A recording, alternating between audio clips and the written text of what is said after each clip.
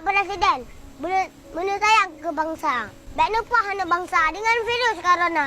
Dilong, nampu tu aturan. Bahawa baiknya tindak tahun buta. Yang main virus, kena unang geroniu.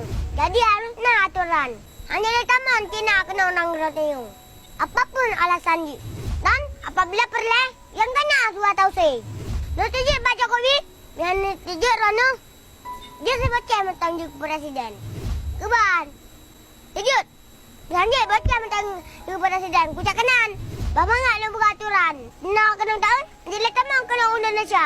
Pak Presiden, dari makot ke kafe Cina. Daripada mati anu bangsa kena virus corona, vega Cina. Beta mang kena undang Malaysia. Nama pom, Pak Presiden Jokowi. Menancit bapak-bapak wakil rakyat.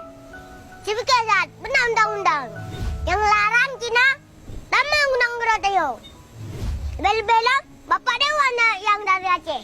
Berbohong abang tu makut. Baik ia kaya gaji. Rana wakil rakyat. Makau aja fikir ke rakyat. Nana dengar Pak Dewan. Mihana nanti fikir ke rakyat. Kalau uang-uang pun. Baik mentang.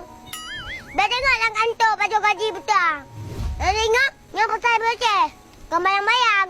Menancit baca tik dan pesan. Kemandam rakyat Aceh. Dan segan-segan baju produk Cina. Dan baik beliau produk Cina bah. Karena takut narak roh Cina dalam makanannya. Maka disebar virus corona untuk bakri. Atau virus tahun lagi menak orang tahun. Keban pemirsa, saya anu kenang tahun kan. Kenang.